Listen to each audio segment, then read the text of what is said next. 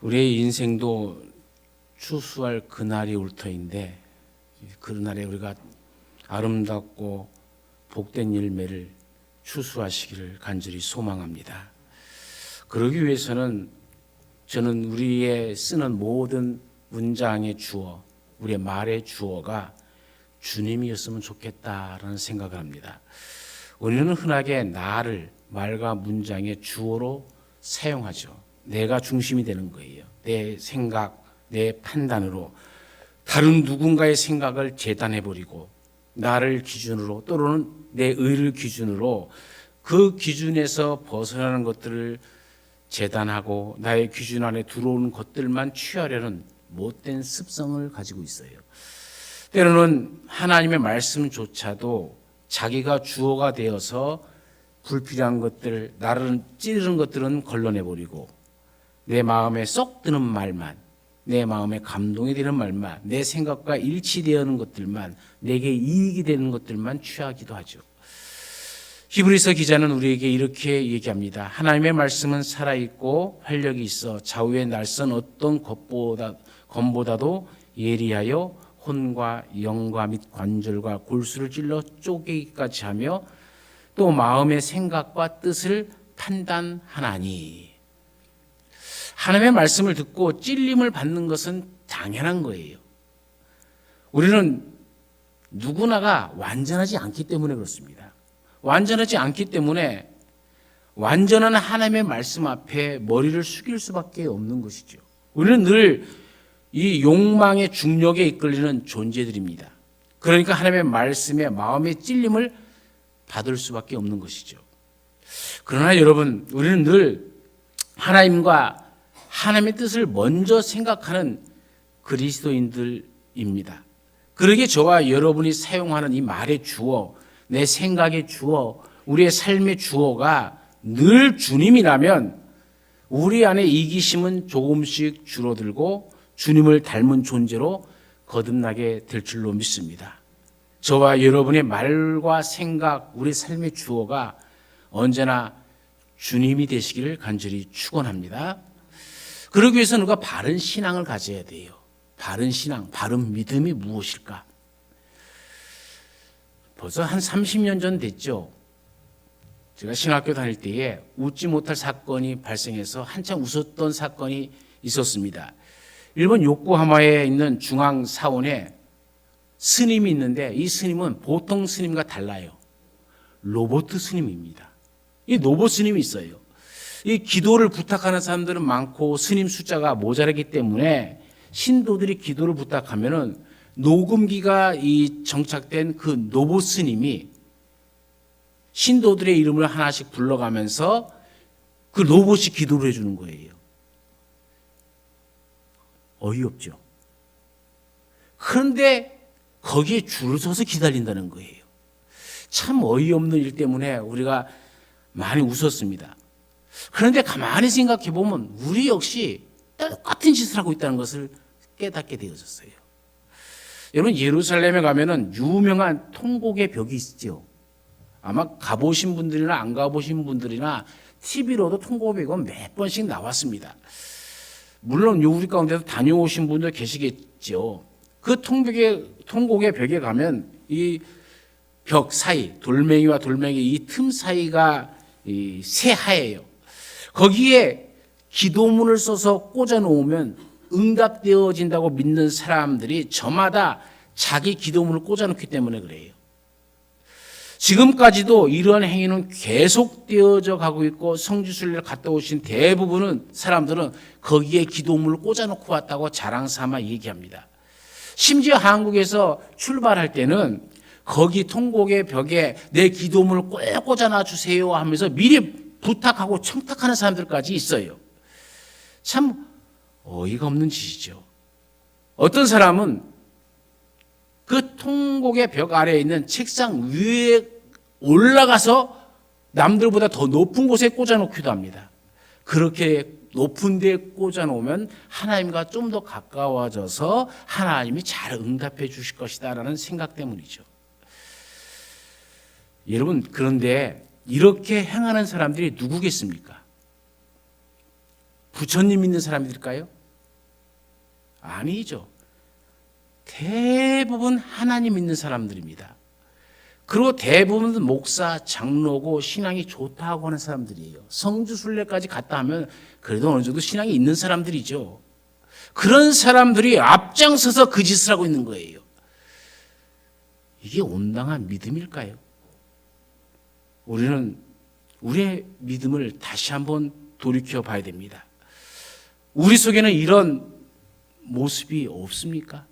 한국에 가봐도요, 유명한 건데 소원을 이루어주는 자물쇠 하고 온통 다 미신적 행위가 가득 차요. 거기에 대부분의 사람 또한 기독교인이라는 것을 아십니까?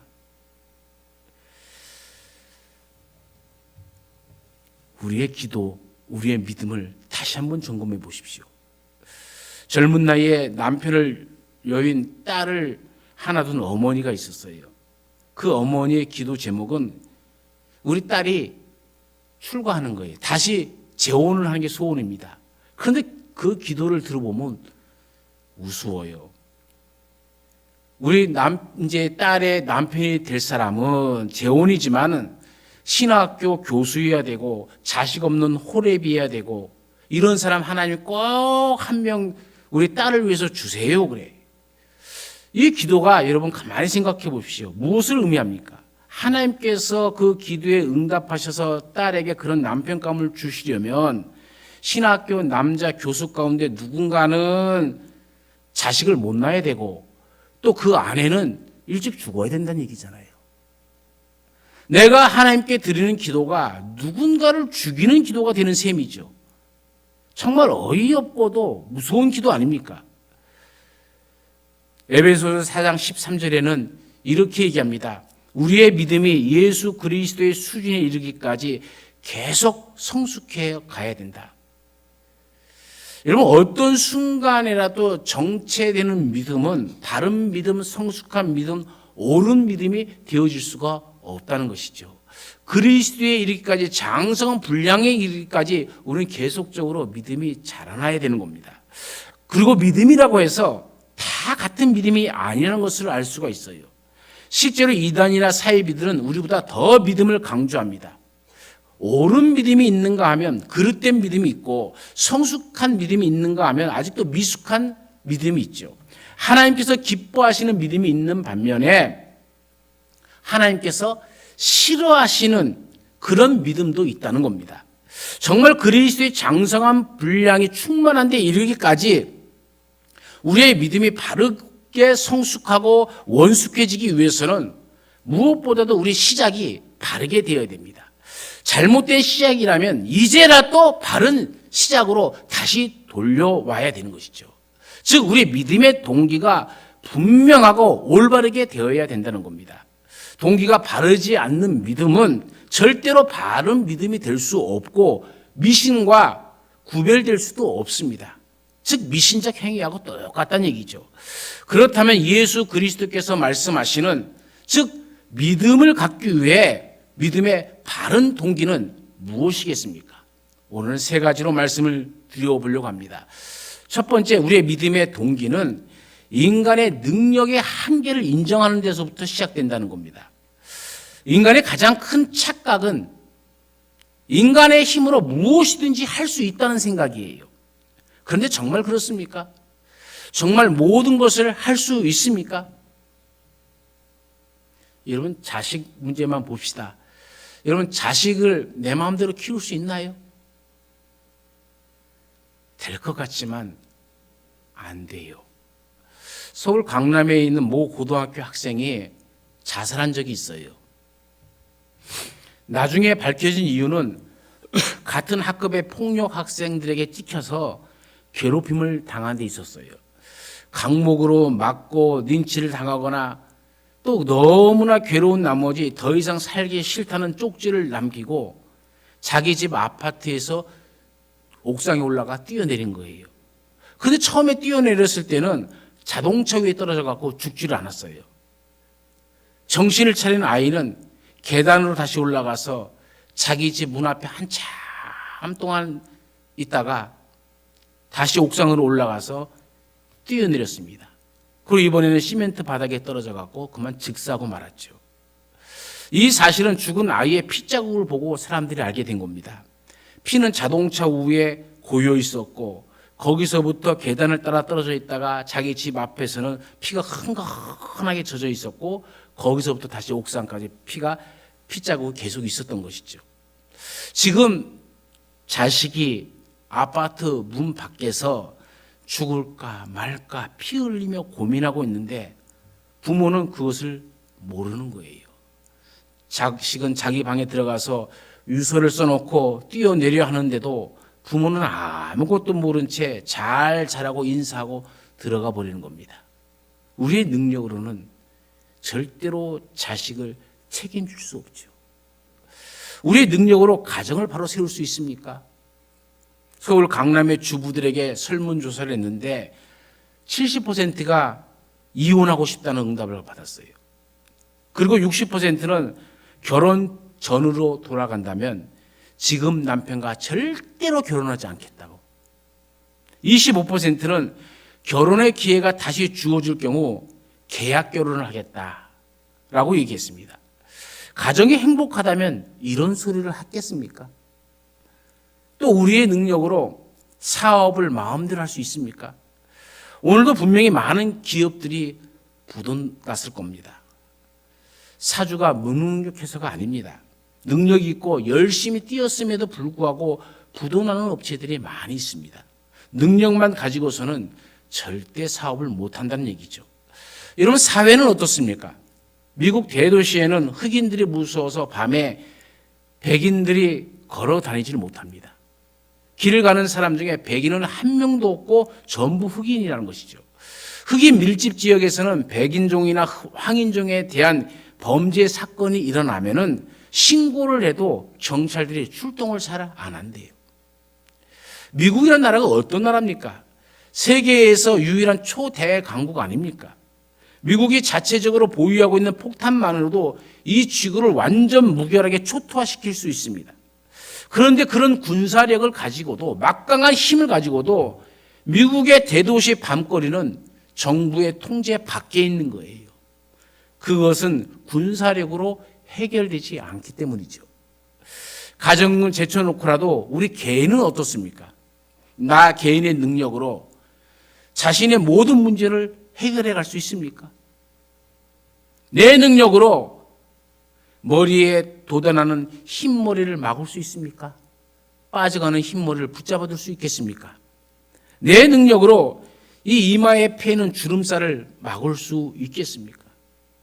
내 능력으로 1년, 2년 지나면서 급격히 쇠퇴해가는 기억력을 붙들 수 있겠습니까? 인간의 능력으로 다 잘 될 것 같지만 막상 중요한 것은 아무것도 되지 못한다는 것이죠. 이 인간 능력의 한계를 알 때 우리는 비로소 하나님 앞에 무릎을 꿇게 되어지는 겁니다. 내 힘으로는 안 됨을 알고 하나님 나를 도와주옵소서라는 기도를 하기 시작하는 것이죠. 그래서 우리는 이 인간 능력의 한계 안에서 하나님을 인격적으로 만나게 되어지고 내 자식과 가정과 인생을 하나님께 맡기게 되어지는 것이죠. 베드로가 예수 그리스도를 인격적으로 만나던 밤은 고기를 한 마리도 못 잡던 밤이었죠. 프로 어부였음에도 불구하고 자기 능력의 한계를 통감하던 그날 밤에 예수님을 만난 것이죠. 만약 그날 밤에 그물이 찢어지도록 베드로가 고기를 잡았더라면 예수님을 만나지 못했을 겁니다. 아마 몇 년 뒤에 인생을 탕진하다가 만났겠죠. 우리 모두도 우리의 한계가 있음을 알아야 됩니다.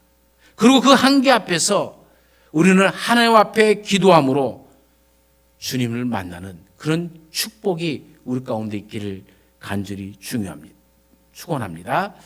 그런데 더 중요한 문제가 있어요. 이 인간의 능력의 한계를 인식하는 것이 믿음의 동기인 것은 분명하지만 이것만 가지고는 안 됩니다. 전에 능력의 한계를 느꼈던 사람이라도 이제 능력이 생겼다고 생각하는 순간에 하나님과 멀어지는 경우가 허다하게 많이 있죠. 누가복음 17장에는 예수님께서 문둥병 환자 10명을 고쳐주시는 장면이 나오죠. 그들이 문둥병 환자의 상태로 있을 때에는 얼마나 열렬히 예수 그리스도를 사모했습니까? 문둥병자가 마을로 나오면 돌에 맞아 죽는다는 그런 율법이 있음에도 불구하고 죽음을 무릅쓰고 예수님을 만나러 왔잖아요. 그러나 그 중에 9명은 문둥병이 낫는 즉시 예수님을 팽개쳐버리고 떠나버렸습니다. 그때부터는 이제 내 능력, 자기 능력으로 살 수 있다고 생각했기 때문이죠. 인간 능력의 한계를 믿음의 동기로 삼때 그것만이 아니라 또 다른 동기가 있을 때 우리의 믿음이 성숙해지는데 그것은 바로 인간 이 생명의 한계를 인정할 때입니다. 이 세상에 태어난 인간은 모두 죽습니다. 태어날 때는 순서가 있지만 죽을 때는 순서도 없습니다. 나이 들었다고 먼저 가는 것도 아니고 젊었다고 늦게 가는 것도 아니죠. 그런데 모든 사람들은 마치 자신은 죽지 않을 것처럼 착각하면서 삽니다. 중요한 것은 아무리 죽지 않을 것처럼 착각하면서 살아가도 사람은 결국 죽습니다. 우리 모두는 죽어요. 나이가 적다고 죽지 않는 것이 아닙니다. 어떤 분은 아이를 낳아서 모두 기뻐했습니다. 그날이 4월 8일이었는데 4월 17일 날 아이가 갑자기 죽어버렸어요. 불과 9일 만에 죽은 겁니다.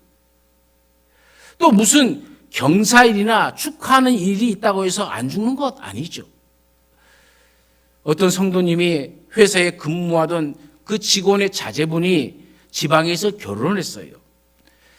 성대하게 결혼식을 올린 다음에 지방에서 결혼했으니까는 그 당시에 인천공항이 없어서 김포공항에서 비행기를 타고 외국으로 신혼여행을 가기 위해서 지방에서 고속도로를 타고 서울로 오다가 교통사고가 나버렸어요. 그래서 신부와 신랑이 또 그 차에 함께했던 친구들이 그 모든 현장에서 즉사해버렸습니다. 그 부모들이 결혼식을 끝나고 집에 도착하기도 전에 신랑 신부가 죽어버린 것이죠. 결혼식에서 남은 음식이 불과 몇 시간 만에 장례식 음식이 되어버리고 만 거예요. 프랑스에서 출판된 율루지옹이라는 잡지가 있습니다. 미술 전문 서적입니다. 거기에 보면은 그런 그림이 한번 실린 적이 있어요. 어떤 귀부인이 거울 앞에서 좋은 보석과 좋은 옷을 입고 화장을 합니다. 그리고 그 거울 속에 비춰진 모습은 이런 아름다운 모습이 아니라 그 거울 속에는 해골이 비춰지는 거예요. 이러면 대단히 충격적인 메시지 아닙니까? 네가 아무리 가꾸어도 그 육체는 미래의 해골이라는 것을 알고 살라. 그 얘기 아닙니까? 우리가 죽는 존재라는 것, 오늘 저녁이라도 죽을 수 있는 존재라는 것을 알 때에만 생명의 근원 되시는 하나님을 비로소 인격적으로 만나게 되어지는 것이죠. 죽음을 나의 것으로 받아들일 때에만 그분이 보내신 생명 되신 예수 그리스도를 우리의 구주로 맞아들일 수 있게 되어지는 겁니다. 창세기 4장 26절을 보면은요, 이런 말씀이 있습니다. 셋도 아들을 낳고 그 이름을 에노스라 하였으며 그때에 사람들이 비로소 여호와의 이름을 불렀더라. 하나님께서 사람을 창조하신 이래 사람이 자발적으로 여호와 하나님을 찾은 적이 없습니다. 그러다가 4장 26절에 가서야 비로소 처음으로 여호와를 부른 거예요. 그때가 에노스 때입니다. 여러분, 에노스라는 단어가 무슨 뜻입니까? 히브리어 사전에서 찾아보면 연약한 자, 병든 자, 죽을 수밖에 없는 존재라는 뜻을 가지고 있어요. 인간이 언제 하나님을 찾았습니까? 비로소 찾게 된 때가 언제입니까? 내가 죽을 수밖에 없는 존재라는 것을, 죽음이 얼마 남지 않은 존재라는 것을, 죽음이 남의 것이 아니라 곧 죽음이 나의 것임을, 또 오늘에 또 죽을 수밖에 없는 존재라는 이 사실을 깨달을 때에 비로소 하나님을 찾게 된 것이죠. 이렇게 인간 생명의 한계를 인식하는 것이 우리의 믿음의 동기가 되어야 됩니다. 우리도 이것이 바르게 인식되어야 이 땅을 살아가는 목적을 알게 되어지고 하나님 안에서 살아갈 수 있게 되어지는 것이죠. 이 깨달음의 은총이 우리 모두에게 있기를 간절히 축원합니다. 그러나 이 두 가지 사실만으로도 안 됩니다. 왜냐하면 세상에 있는 모든 종교는 다 죽음 이후를 약속하고 있지 않습니까? 구태여 예수 그리스도만을 믿어야 할 이유가 하나도 없는 것이죠. 정말 우리가 예수 그리스도를 우리의 구원자로 믿고 여호와 하나님을 내 믿음의 대상으로 확정하기 위한 믿음의 동기는 한 가지가 더 있어야 되는 겁니다. 그 세 번째가 인간의 의의 한계를 깨달을 때입니다. 인간은 결코 스스로 완전한 의에 도달할 수가 없습니다. 사회학자이자 신학자인 토니 캄플로는 모든 인간은 죽을 때 자기가 못다 이룬 업적을 후회하면서 죽지 않는다. 바르게 살지 못한 것을 후회하면서 죽는다라고 얘기했어요. 이 사람 이름을 듣지 않아도 아마 우리는 다 알 겁니다.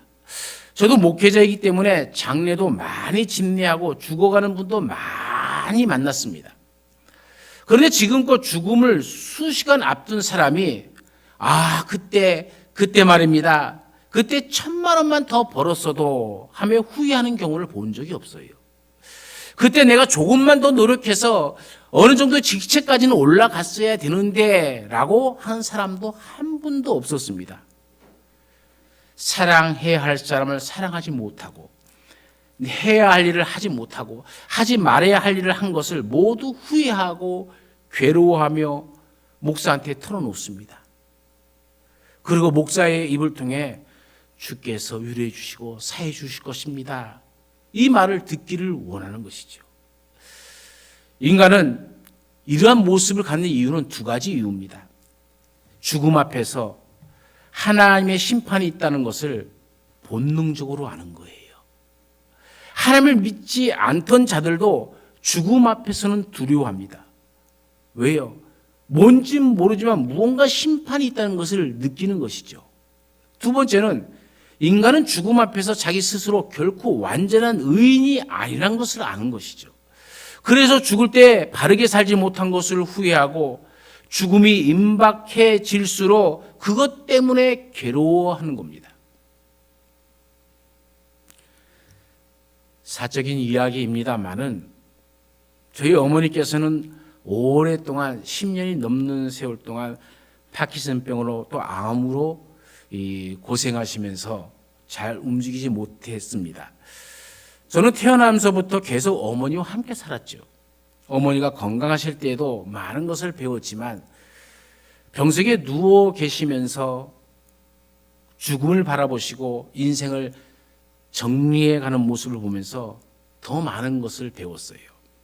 어느 날 저를 부르시더니 이런 걱정 어린 말을 하는 거예요. 하나님께서 십계명에 분명히 내 부모를 공경하라고 하셨는데 내가 누워서 아무리 생각을 해봐도 내가 부모님한테 큰 불효를 한 것 같다. 왜요? 어머니 잘하셨는데요. 그랬더니 내가 예수를 믿고 천국이 있음을 알면서도 그것을 믿고 있으면서도 내 아버지에게 홀로 계신 내 아버지에게 천국을 소개하지 못했어. 그건 내가 효도를 다하지 못한 것이야. 이제 효도하고 싶은데 이제 그것을 알려주고 싶은데 아버지가 이 세상에 안 계시니 그걸 어떻게 하면 좋겠니? 참 난감한 문제입니다. 어머니 내리사랑이라고 말하지 않았습니까? 세상에 어떤 자식이 부모로부터 받은 사랑을 100%다 갚을 수 있겠습니까? 어머니 부모로부터 사랑받은 것 그것을 온전히 못 갚으셨지만 어머니가 저희 자녀들을 키울 때에 정성을 다해 키운 것은 곧 그것이 부모에 대한 효도 아닙니까? 모든 자녀들이 다 예수님을 믿는 것이 그게 가장 큰 부모에게 효도하는 것이라 생각하세요. 그렇게 위로할 수밖에 없었죠.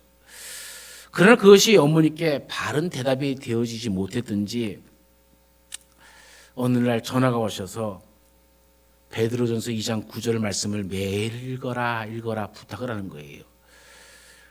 그래서 읽었습니다. 어머니가 앞에 계시면 너 베드로전서 2장 9절 말씀 외우니? 그래요. 그래서 외우죠. 그거 걱정 마세요. 그러면 제 앞에서 또 우리 어머니가 읍졸입니다. 오직 너희는 택하신 족속이요 왕 같은 제사장들이요 거룩한 나라요 그의 소유된 백성이니 이는 너희를 어두운 데서 불러내어 그의 기이한 빛에 들어가게 하신 자의 아름다운 덕을 선전하게 하려 하심이라. 하나님께서 우리를 왕 같은 제사장 거룩한 백성 그의 소유된 백성으로 불러주셨는데 그 이유는 한 가지입니다. 하나님께서 우리를 죄로부터 불러내서 구원의 빛으로 인도해 주셨기 때문에 우리를 구원해 주신 그 구원의 은총을 선전하기 위해서 우리를 불러주셨다는 것이죠. 우리 어머니는 매일 이 구절을 외우게 하시면서 그 이유를 말씀하지는 않으셨어요.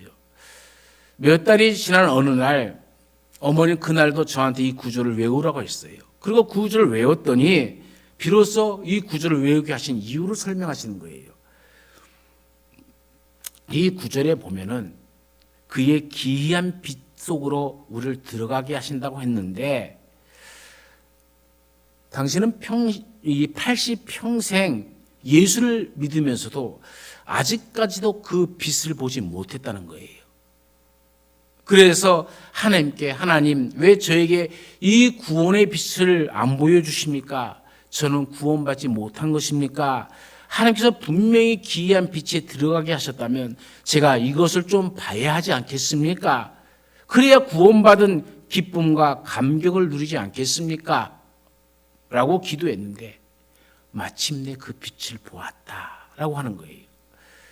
그 빛이 어떻게 생겼는데요? 제가 물어봤죠. 그랬더니 어머니께서 하신 말씀이 그 빛은 햇빛 같은 빛도 아니고 섬광 같은 빛도 아니더라. 내가 예수 그리스도 안에 있을 때 이 세상이 전부 빛이더라. 내가 이미 빛 속에 앉아 있더라. 이건 무엇을 의미합니까? 정말 내가 죄인이라는 것을 인식하고 하나님 앞에 완전한 의인일 수 없다는 것을 통감하고 내 의로는 하나님 앞에서 죽을 수밖에 없다는 사실을 절실히 느꼈을 때에 예수 그리스도의 구원을 바르게 알고 마음으로 받아들이며 그 구원의 빛을 나의 것으로 삼을 수 있게 되었다는 것이죠. 그때 어머니는 누우신 채로 옛 시절을 읊었어요. 이 몸이 죽어가서 무엇이 될꼬 하니 복례산 제1봉에 낭낭장송 되었다가 백설이 만건 곤할 때 독야 청청하리라.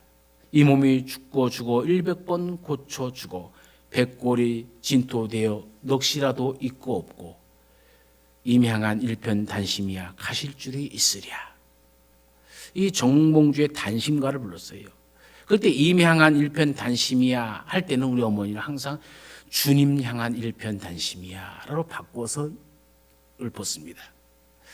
나 같은 죄인을 예수 그리스도께서 구원해 주셨으므로 비록 내가 누워있지만 주님을 향한 그 마음은 변하지 않겠다라는 뜻이죠. 그리고 저희 어머니는 마지막으로 성경책을 읽다가 그 성경책을 읽으면서 조용히 눈을 감으셨어요.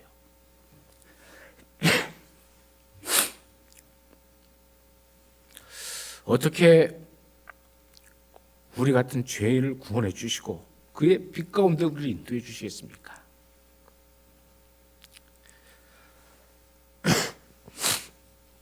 예수 그리스도께서 우리의 죄값을 다 치러주셨기 때문이죠. 세상에 어떤 종교의 창시자도 죄에 대해서 이야기한 적이 없습니다. 남의 죄를 대신해서 값을 치러준 이는 더더욱 없습니다. 왜요? 그들에겐 그런 능력이 없어요.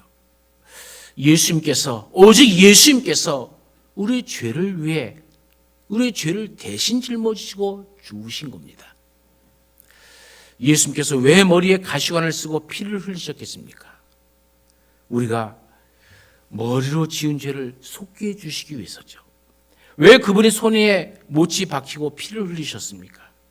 우리가 손으로 지은 죄를 용서해 주시기 위해서입니다. 왜 예수님께서 발에 못이 박히고 피를 흘리셨습니까? 가서는 안 될 곳을 걸어 다닌 우리의 발에 지은 죄를 용서해 주시기 위해서죠. 왜 그분이 옆구리에 창에 찔리고 물과 피를 마지막 한 방울까지 다 쏟아내셨습니까? 썩어 문드러질 이 육체로 지은 죄를 용서해 주시기 위함입니다. 이처럼 예수 그리스도께서 십자가 위에서 철저하게 형벌을 받아 주심으로 우리의 모든 죄를 깨끗하게 씻어 주셨습니다. 이 구주를 어떻게 만날 수 있습니까? 내 의로는 절대로 구원받을 수 없다는 이 사실을 깨달을 때에만 만날 수 있는 것이죠. 우리 능력에는 한계가 있습니다. 우리 생명에는 한계가 있습니다. 우리 의에도 한계가 있습니다. 이 세 가지를 우리 믿음의 동기로 삼을 때 비로소 우리는 구주 되신 예수 그리스도를 인격적으로 만나고 그분과 더불어 바른 삶을 살아갈 수 있게 되어집니다. 뿐만 아니라 그와 같은 바른 삶을 살아갈 때에만 우리의 삶 자체가 이 땅에 남길 수 있는 가장 위대한 유산이 되어지는 것이죠. 내가 바른 신앙인으로 서지 못할 때에 내가 자녀들에게 남기는 모든 유산은 사랑하는 자식들의 불화의 원인이 되어집니다. 그러나 믿음의 삶 자체를 유산으로 남겨줄 때는 내가 남기는 모든 물건들은 신앙의 증거로서 이 땅에서 하나님의 도구로 그 몫을 감당하게 될 줄로 믿습니다.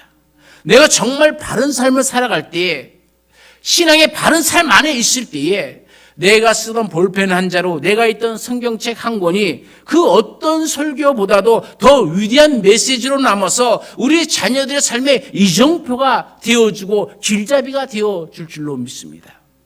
오직 바른 믿음의 동기를 가지고 있을 때에 우리는 바르게 살 수 있으며 믿음의 유산을 남기는 성숙한 신앙인이 되어지는 겁니다.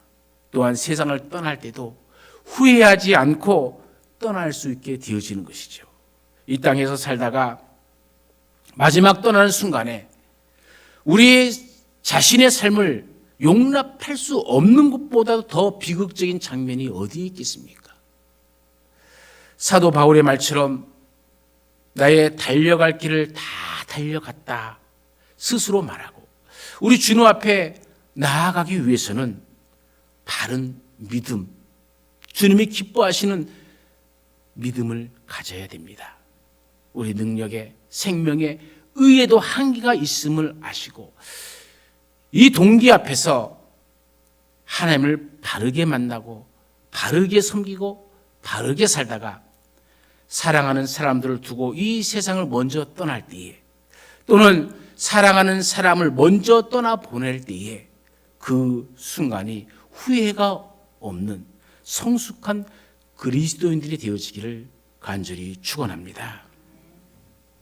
하나님, 우리 능력으로 우리가 우리 자식을 책임질 수도 없음을 주님 앞에 고백드립니다.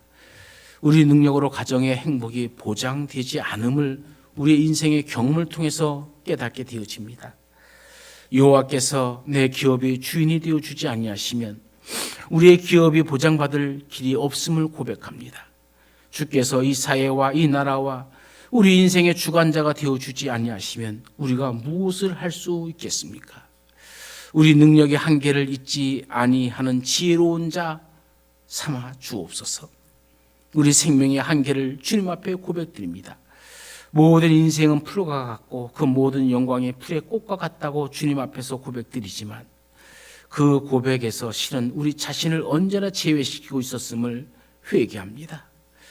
오늘 밤이라도 주께서 부르시면 우리는 이 땅을 떠나 가야 할 생명의 한계점을 깨닫는 자들이 될 수 있게 하여 주옵소서. 영원한 생명의 근원 되시는 여호와 하나님을 인격적으로 만나는 기쁨이 있게 하여 주옵소서. 하나님, 모든 사람들은 하나님의 심판대에 서야 합니다. 우리의 의로는 그 심판을 결단코 넘어설 수 없다는 이 사실을 꼭 깨달을 수 있도록 도와주옵소서. 세상에서 구원을 약속하는 많은 사람들이 있지만 오직 우리의 죄값을 십자가 위에서 치러주시고 우리를 위하여 사지를 찢으신 분은 예수 그리스도밖에 없기에 예수 그리스도 구원자 되신 그분을 오늘 깊이 만나는 하나님의 자녀들이 되게 하여 주옵소서.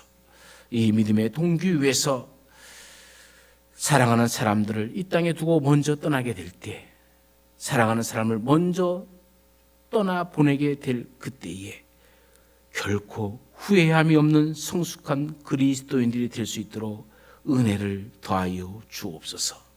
예수님의 이름으로 간절히 기도드리옵나이다. 아멘.